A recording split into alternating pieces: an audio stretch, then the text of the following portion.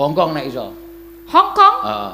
我主是饺子，饺子都是哎呀！ Ah ngawur iki. Omeng ciao. Iso ya. Ketok. 我爱你，相信你哦。 Wo ani iki Jepang. Heh, 我爱你ki bahasa Cina. Oh, ya Wo rada. saya ai cinta ni kamu. Nek ora kamu, ora sudi nek kowe. Nek wis sik liyane. Aku ya wegah ngepek wong kaya triplek ngono gah. Tipis.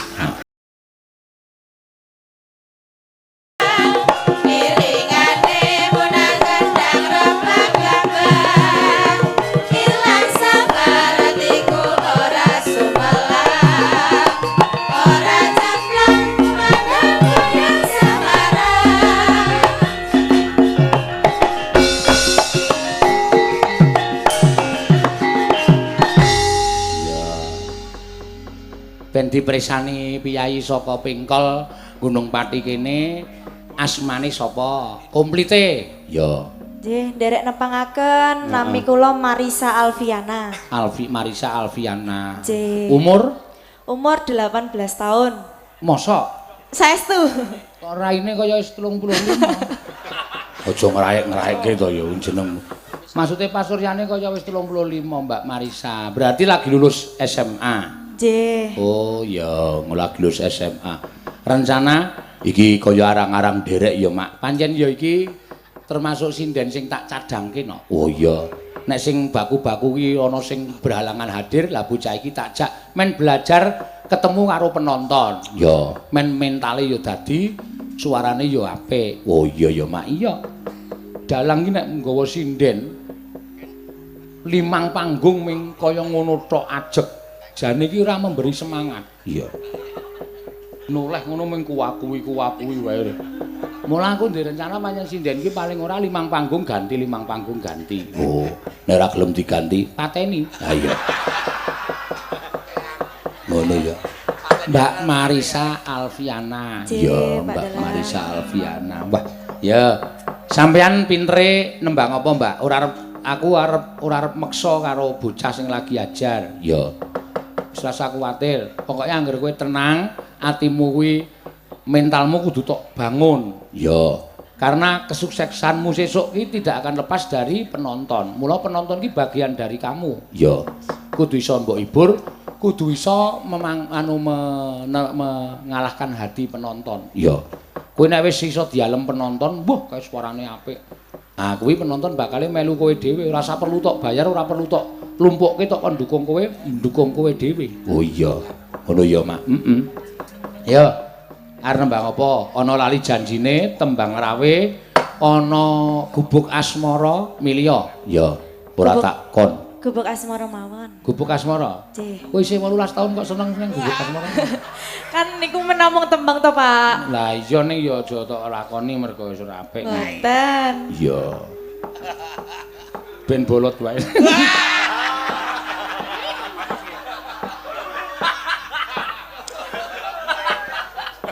Ya, Mbak. Alon-alon.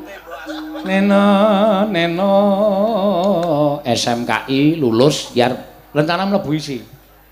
Nggih, pangestunipun, Pak. Ya, tak pengestoni pokoke kuliah sing tenanan. Ya, monggo. Nyingkar nyingkur. Monggo, ya. Nyingkar nyingkur.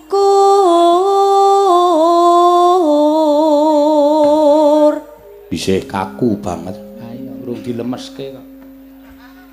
Wiwitane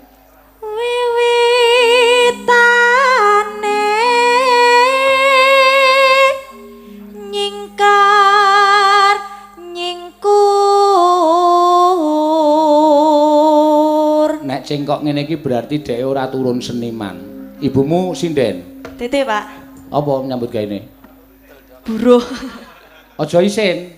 Aja isin. Aku ora seneng karo bocah sing isin ngandhake nyambut gaene wong tuwa.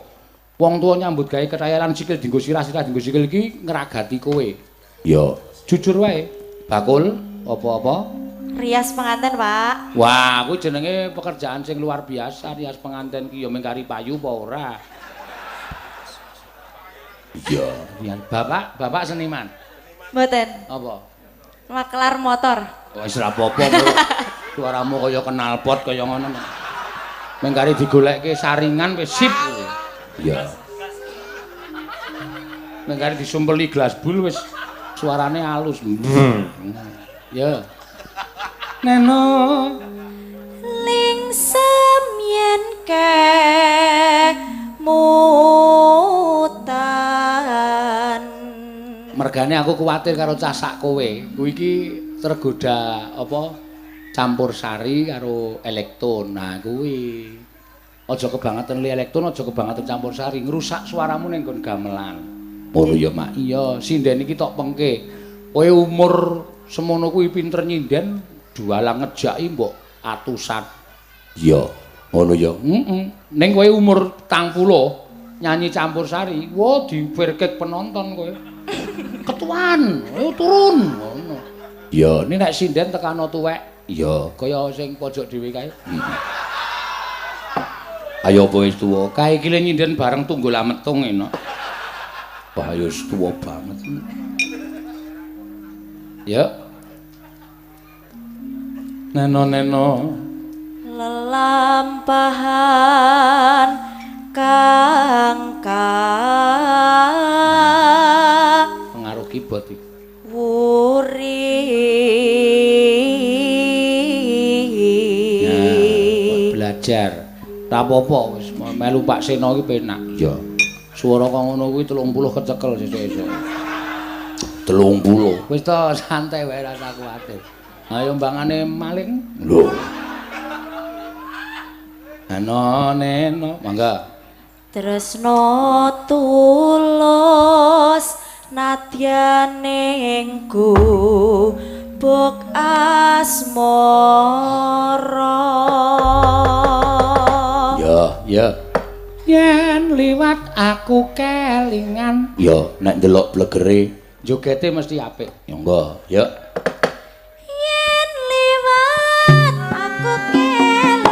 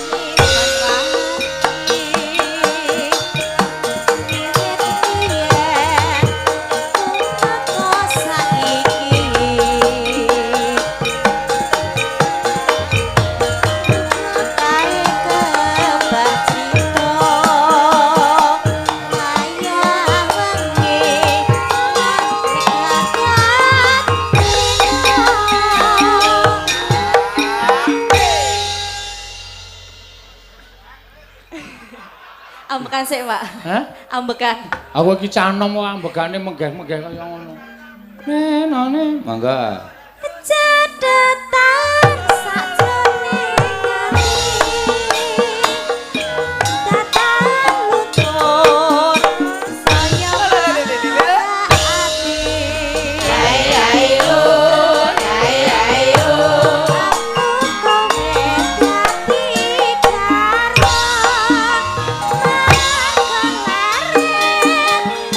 bubuk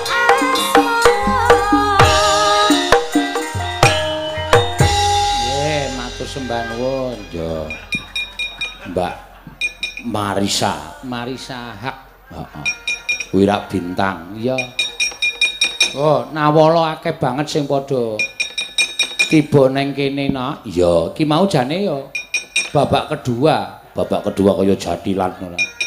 Maksude iki mau lagu sak kedua, mergo bareng tak buka WA ku akeh banget sing ana sing nyuwun pepeling, ana sing nyuwun caping gunung, iya. Ana sing nyuwun apa jenenge iki Setya Tuhu, iya. Ning tak gunggung sing paling akeh anu, caping gunung no. Ya, ya diaturake dhisik. Ya, jarene iki go keremenane penyanyi Bapak Haji.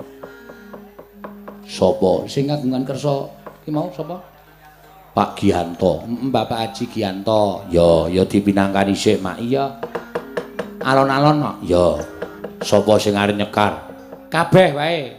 Oh kabeh saka pojok kene tekan pojok kono bawa mbaka siji. Oh ya. Marisa iki mau ya lagi nembang kok nembang meneh. Lho, lha nyambut gawe nang kene kok nembang e. Ha iya. Bar nembang-nembang meneh ora masalah. Iya, bar madang-madang meneh ya ora masalah kok. Kok ngerti? Lah kancaku iki bar do tuku mie ayam. Heeh. Penabuh ning jaba kono. Bareng ketemu panitia, monggo lho daripun wonten mriku. Nggih. Wah. Bar kisen-kisen meneh no. Iya, ya meso kolu ya, Mak. Iya. Tetep kolu ya. Enak kok. Iya, pancen ya. Wah, luar biasa. Yai kene iki ramah-ramah. Iya. Kok iso, Mas? Dan ora kok ming piyaine tok. Penghuni kene iki ramah-ramah no. Iya. Aku teko dok langsung jujuk mburi kono. Nguyuh ki langsung dirurui kok saka kadohan. Iya. Mbek. Aku yo engko sik, aku yo. Iya. Akeh banget yo, Mak. Wah, jan ningon-ningonane pirang-pirang aku. Yo. Caping gunung, Mbak Marisa, sampeyan ku mriko. Meneh ra apa-apa. Nah, mantuk ngono. Heeh. Lah semono ki ra nganggo tedeng aling-aling kok. Meneh apa? Heeh. Yo. Neno. Ya monggo. Saben bengi jane power suarane entuk kowe iki waton kendel. Nyawang. Yo. nyawang Nah. kona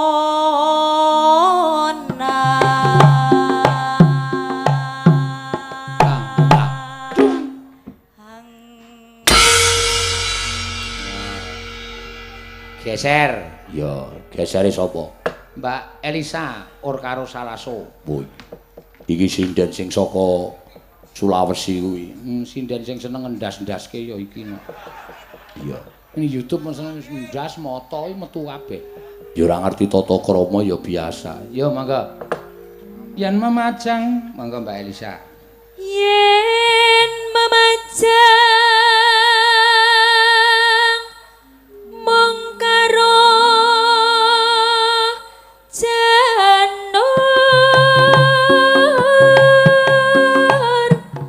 kuning Tang.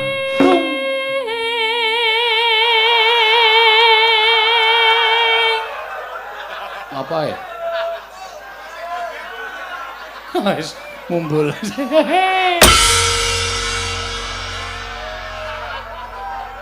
Ora padha. Ya ora kangsen kok ya lah. Monggo Mbak Ayu. Aku ora ngerti kejadian di sana ya. Ayo. Kembang bae. Monggo.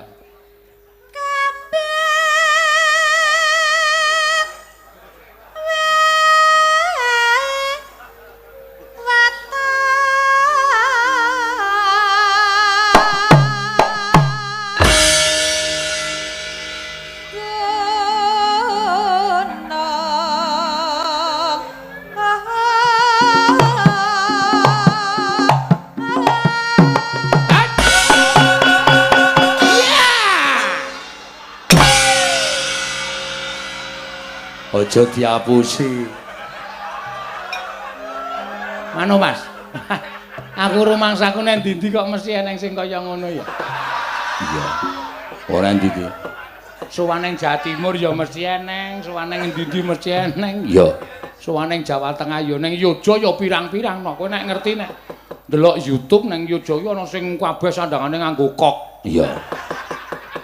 Iya, ya diluruk mangkono. Ya syukur jarine wong tuwa nek eneng sing piyai ngono kuwi iki nambahi laris. Amin. Ya. Yo, Mbak Ayu wis. Ampun. Oh ya jejere Mbak Lia. Oh ya, ora krasa.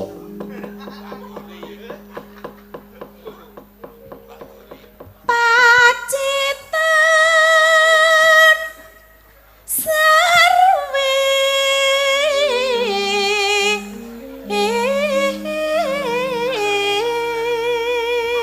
Wah, angel ditebak jenggo.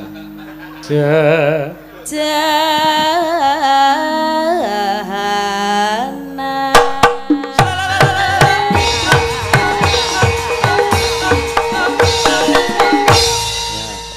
Marisa siap-siap parian kagem Pak Giyanto utawa kagem Ude Citra Muda. Pokoke iki jenenge nganggo citra kabeh. Yo. Tembako klontong toko citra, persewaan tenda dan alat pesta Citra Muda, transportasi Citrans. Yo. Koperasi Citra Muda, Koperasi Citra Muda, pokoke kabeh nganggo jeneng Citra. Yo. Yo, Mbak Neti. Panas. panas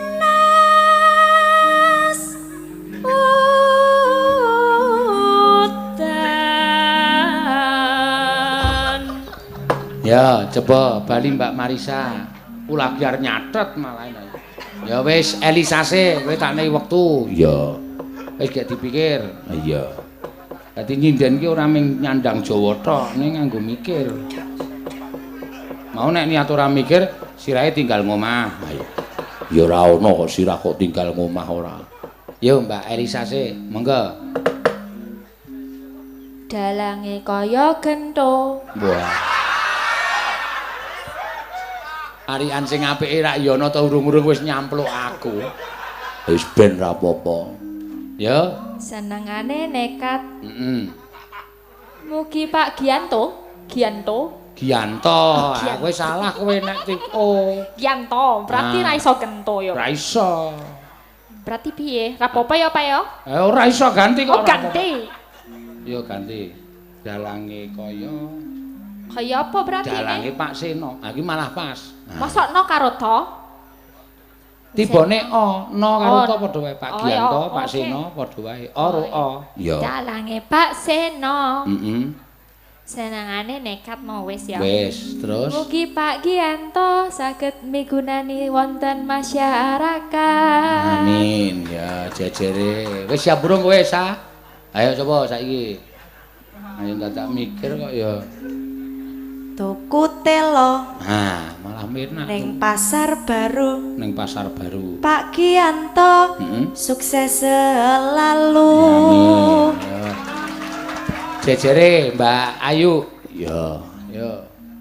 Ning Jepara Ning Jepara. tuku peti. Nemelangi iki. Wah, anggere kleru tak ajar lho kowe. Ayo ning Jepara tuku peti terus. Hajate Pak Giyanto tansah berkahi. Amin. Nah, ora apa-apa tuku peti nek berkahi. Ya. Yo Mbak Lia. Ya. Minum es. Meh lagi kok aneh. Es kelapa muda. Wah, es kepala muda. Kelapa toh ya? Kelapa, heeh. Terus? Semoga jaya dan sukses Heeh. keluarga besar Citra Muda. Ya, apik amin. Ya, jejere, ora sing kono ora wis mumet golek ukara kae. Apa-apa wis dienggo, apa-apa wis dienggo. Ah sinden kok sambil dodolan dus. Ayo, Neng Jakarta, ning Jakarta.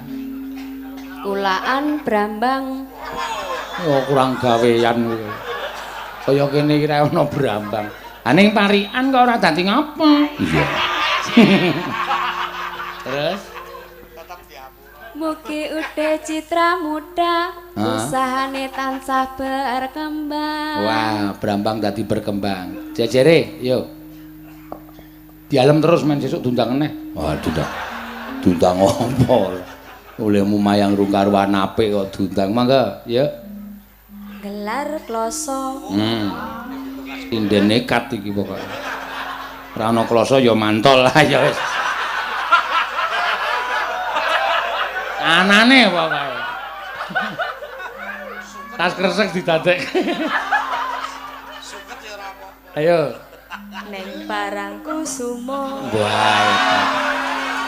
Kae rumangsamu yai kene iki ora ngerti parang kusuma apa? Ngertos napa? Ngerti kok ya. Kok iki ya ngawur ora. Ah wong saka kene bis-bisan nek malam Jumat Kliwon kok. Ya. Do anu ritual religi.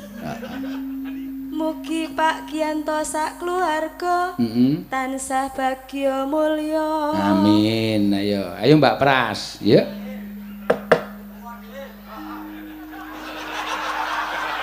Ora aku lho sing ngelokke.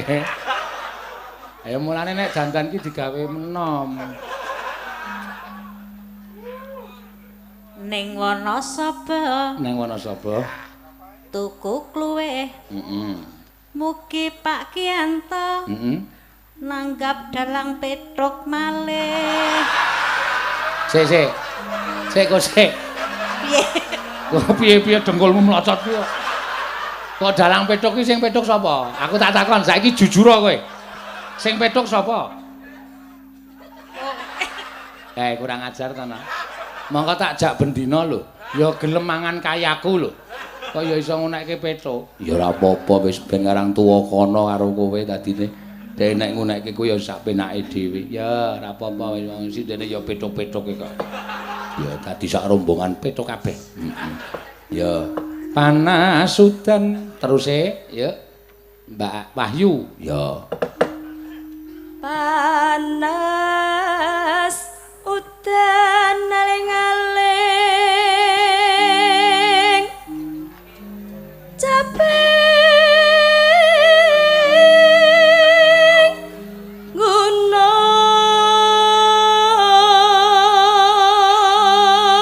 Ya, yuk kanca-kanca ya. Misowan capek gunung. Terus ya. Nadyan rampungke Mbak Pras. Ya. Nadyan wadon sarta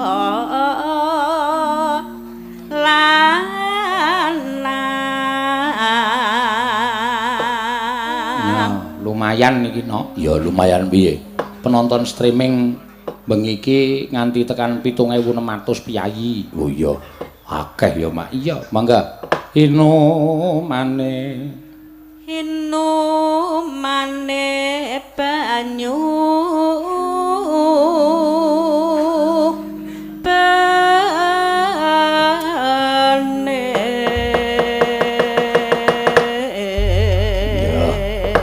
mangga, yuk dek jaman, mangga.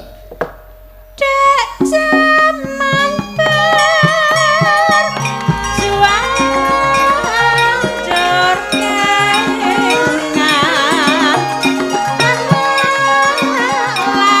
Ewa, awe, ewa,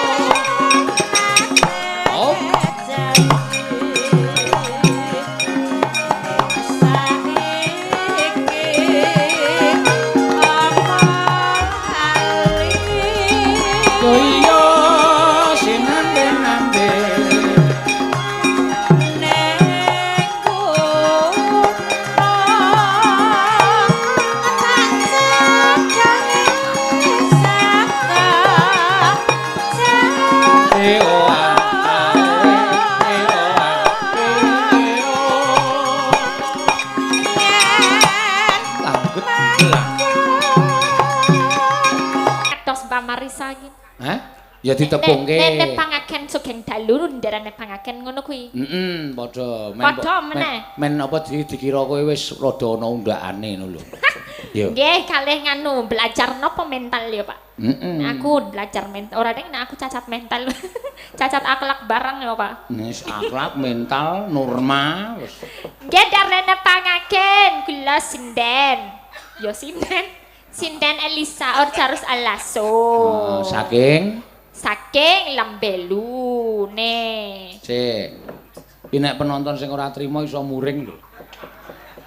Saking Lambelu iki maksudnya lambene penonton apa lambene? Wonten daerah. Oh, daerah. Nggih. Yus. Nek nepangaken iki wonten Semarang Gunung Pati nggih. Gunung Pati. Iki dusun Pengkol.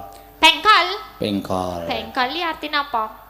Dusun ora ono artine. Ora ana artine Pengkol. Gunung Pati. Ya yo nek aktif seneh ana makmane ya Pak iki. Nggih gunung ora aktif. Iya. Gunung ora aktif iki ne. Pikiranmu rasa tekan ngendi-endi. Ora ya Pak. Terus iki acarane apa kowe kudu ngerti. Apa acarane iki bagian to?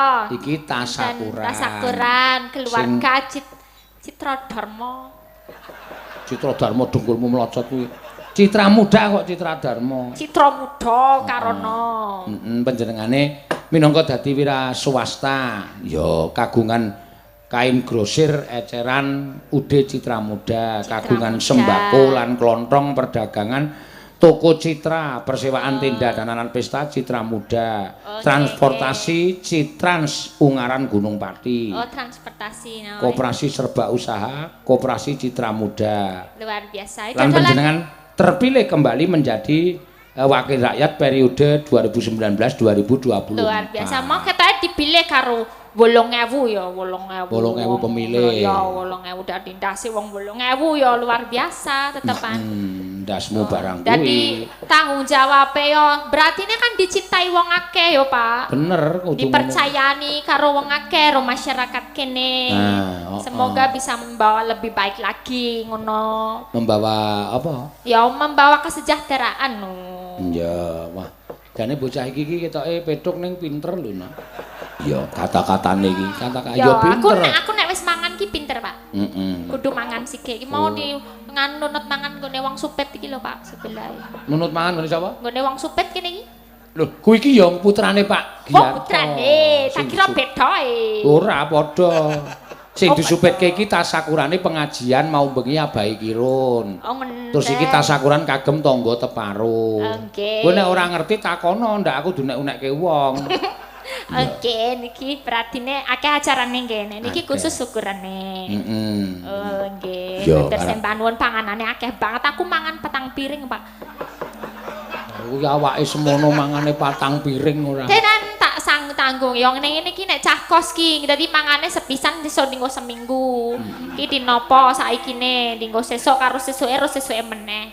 Ditabung. Mumpung gratis. Nanti mangan mie kopiok, mau ana mie kopiok.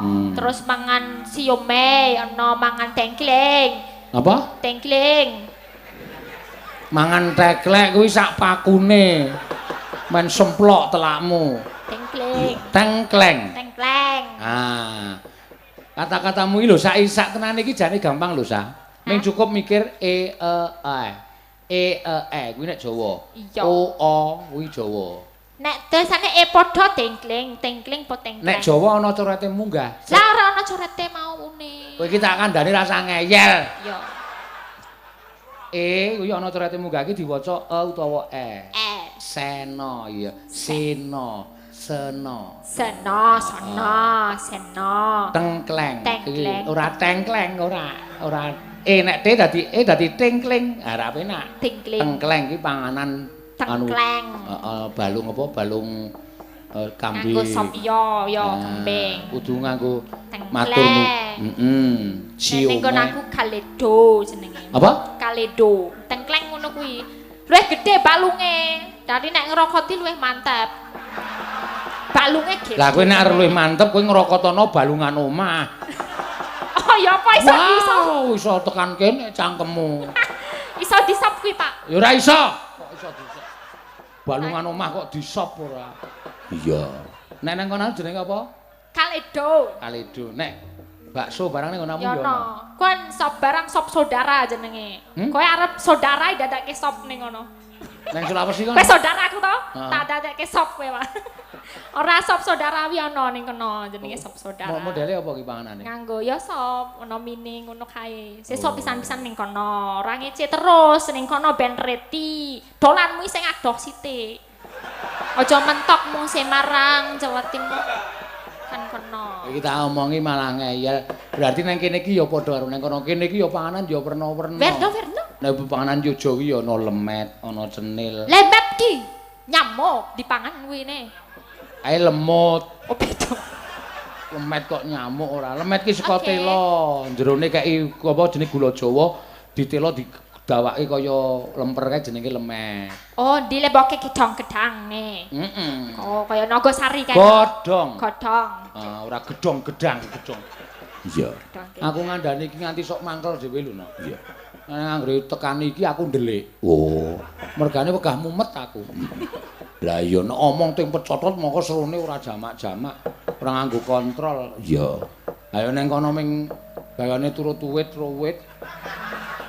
Ming Ngece tenan.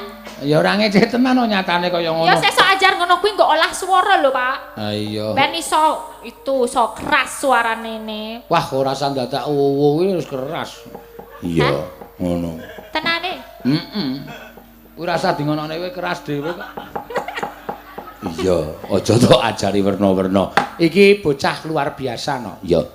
Biyen apa to sababe dhek iso nyinden mergo neng Yojo kuwi terus mlebu sekolah dalang. Lho, aneh to. Wong wedok kono mlebu sekolah dalang tak takoni, "Lah kenapa kamu sekolah dalang?" Saya itu tertarik, Pak, tertarik dengan kesenian budaya wayang itu saya suka sekali. Lah iya ning ora iso, kamu enggak akan bisa jadi dalang putri. Oh, dalang putri itu ada, tapi nuwun sewu jam terbangnya kalah dengan laki-laki. Ngono ya. Heeh, dadi ki S1-ne sekolah dalang. S2-ne psikologi, ora nyambung to. Wis gagasen. Ya minta-entane mung nyindan ngene iki. Soale lek golek jurusan iki ora nyambung wong bar dalang kok anu psikologi iki lak nambani wong kentir. Ha iya. Wis gagasen ora Lah nek pas. dadi dalang ya angel e, dalang pinter-pinter ya ora mesti payu to. Heeh. Nek dalang payu ya ora mesti pinter. Lah Ya iki atos, suaramu atos aku. Wis ora mung arep ngunekke aku asline kowe iki. Aku mung lulusan SMA, ngono karepmu to to. Ora usah dadak to kalang-kalang. Iya. Lulusan SMA tapi kan dadi ndasku. Dadi pimpinanku, pimpinane wong semene. Nah, pimpinan ya cukup pimpinan. Wis ping pira wae kowe nggawe aku teratapan. Dadi pimpinane. Wis. Tak takoni wis ping pira wae, gawe aku teratapan ping pira wae. Wah, nggre diundang ning kampus kowe mesti iki to Pak, ndase kampus. Lah. Kowe iki kepala kampus, rektor kok tok ndas-ndaske lho. Nggih. Mestaka. Mustaka. Kowe dadi mustakane wong sakmene. Wis ya. gleleng. Lah kok Pak Gianto lho mustaka wong 8.000 lho. Ribuan ngono kuwi sangar iki lagi wong 40 gleleng. Rembelane. Iya, ya ora apa-apa kok wong gleleng ki watake dhewe-dhewe kok. Gleleng sembodo ya ora masalah. Kowe gleleng ya entuk. Ya. Sing Kowe ora penting sembodo. duit, Pak. Biyen dek urung tak kukup dadi sinden ki walah ning kos ming Indomie. Iya, mangan jeneng apa saiki mulai dadi sinden tenar, sinden ngarani duit, ngarani opah dhewe iki. Wah, nek jajan tak bel. Nen disa? Mall, Pak. Waduh.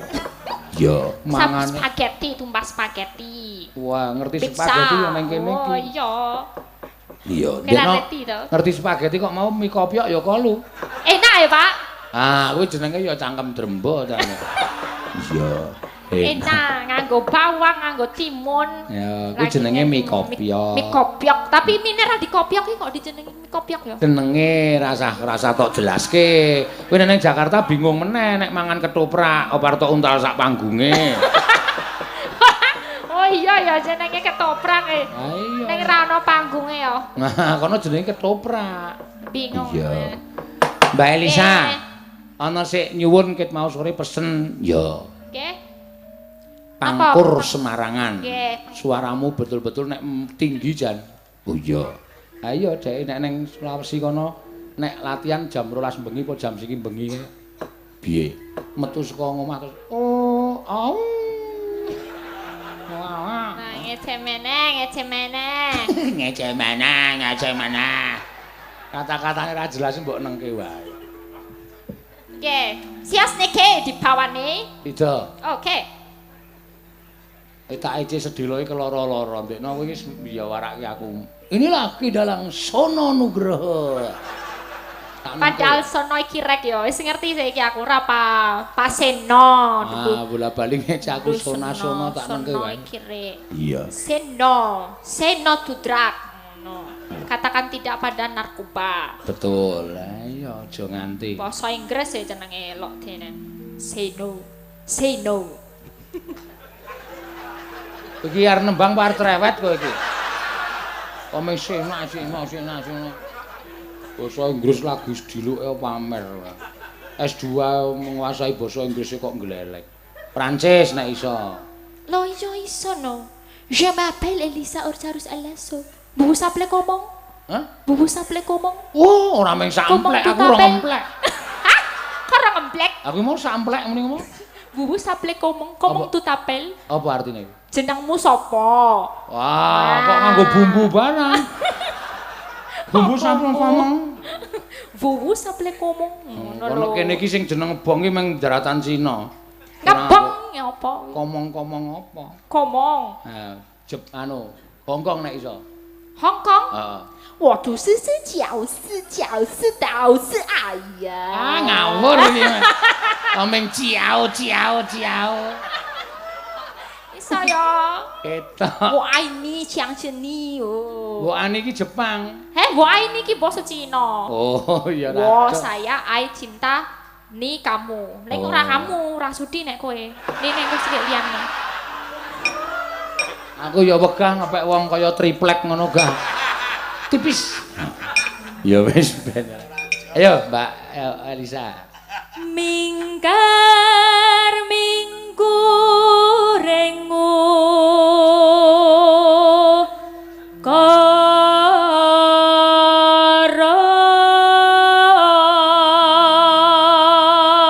karo Gumun kuwi nek bawa ngene kok ya jelas. Ambuh kuwi, Mbah. Sinau padake. Le nyetel cangkeme iki piye? Iya. Nek muni ana mingkar mingkuring ukara. Suluk ya iso. Wah, dek iki jurusan pedalangan tok sepelekke. Oh, ngono ya. Pinter bocah iki. Iya. Ya. akarana Kayak mau ana sing muni kon suluk ngono kuwi sa. Suluk. Iya, dipamerke men kowe iki S1 pedalangan men wis ngerti. Iya. Ayo, tak dodoki. Delok iki berarti ne. Rasa dilek balik slendro sik ra apa-apa. Oh, slendro. Ya. Ya. Songo mawon, Pak. Songo. Nah, Sukra Mangkara sa.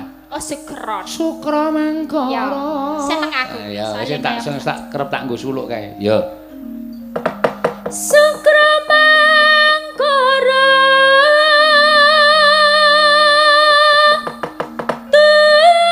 tumpak mendo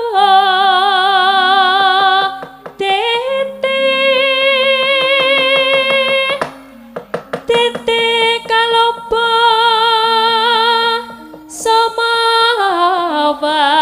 samawar cita anggara rekoto Buddha maesa respati mintuna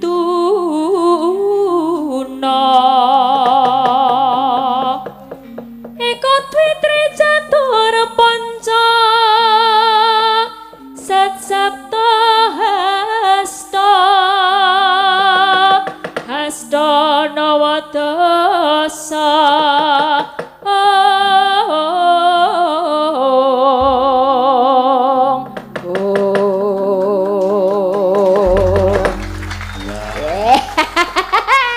Rasa tepuk tangan nyawer wae, Pak. Muni piye iki mau?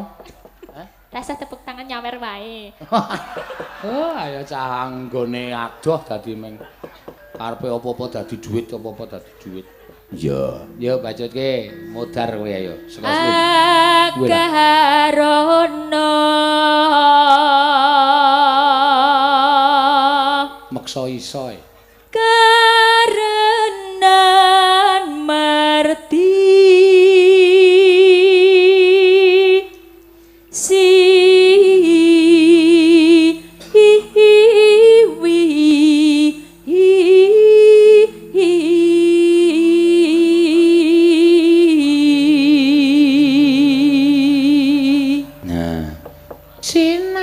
hati-hati. Sinawang rasmining kita. Ning apa ya Pak kaya ngono kowe? Aku ki ngajari kowe. Hati-hati soalnya sinden kono sing wis mati siji. Apa marai mati? Mergo nembang kaya ngono kuwi. Glegek ngancing kala menjinge. Sinden kok kala menjingan ora. Mangga. Ya aku duwe lho Pak, duwe kala menjing aku yo. Kowe iki mbok lanang mbok wedok. Ya, mangga ya.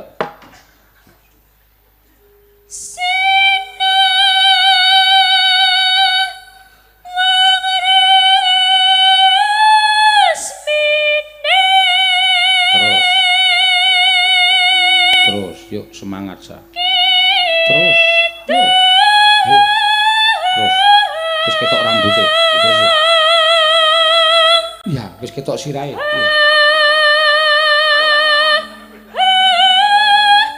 Loh, kok mendelep meneh?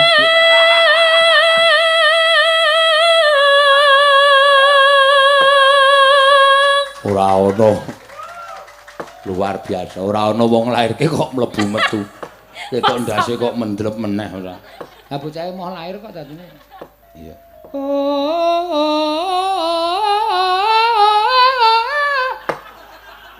Kowe iki ngopo? Kira oktav kuwi Pak. Oh ya dhuwur. Ya.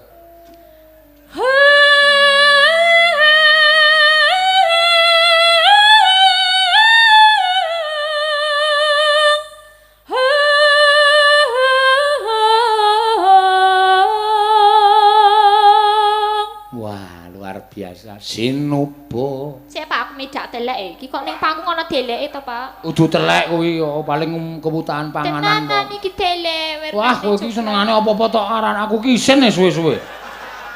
Aku ya bengong ning panggung kok ana delek apa panggunge dinggo pitik apa piye. Ora ana kuwi paling klepretane sing rebab paling. Oh lah Mas Keswan kira ngomong ngene. Nek gebelet ngising ki ning sore. Ngandel ora, wis aku isin tenan iki.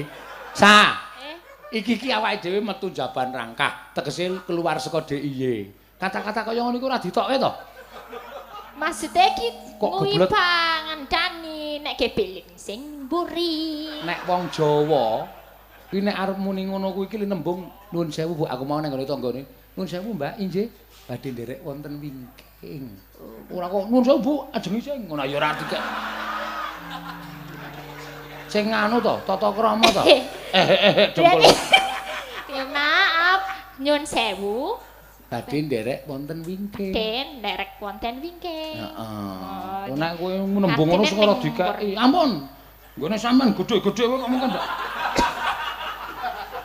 Bumpeti plempung. Ayo. Sinuba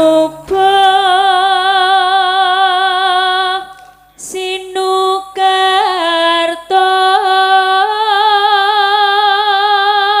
Mreh Gretarta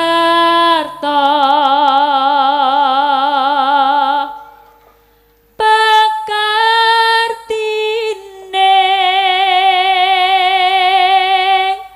ngelmu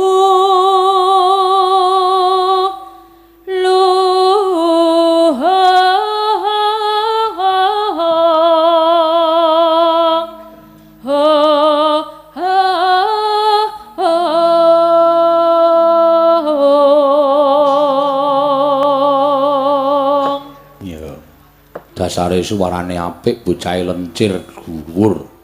Adek iki apik rak mergo ning Jawa. Oh, nganggo sandangan kebayak ngono. Oh. Nek ning negarane kono ya mingau godhong-godhongan kae. Ora apa-apa. Sesuk kowe kudu tak jarono ben kowe yo nganggo godhong-godhong pisan-pisan. Aku mung tok duduhi fotomu aku guyu. Ha iya. Kowe nek nang kono keseniane apa sa? Niki lho, ini lho, Pak. Wong godhong-godhongan nggo tongkat kae. Kowe yo ngene iki, nggih. Ora ngabari aku yo ngono. Kang tumrap ning tanah Jawa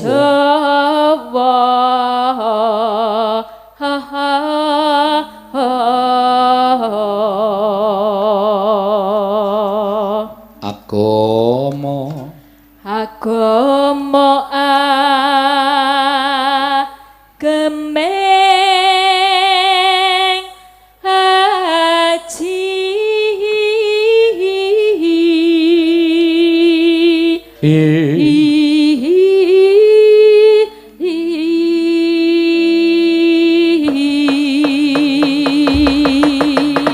Ya, mangga tibake apa? Wah, Pak mondutane napa, Pak? Ana lali janjine ya ana, Lali tembang janji. kangen ya ana. Napa, Ya. Pak? Oh, tembang kangen. Nggih, tembang kangen kok kangen. Kangen.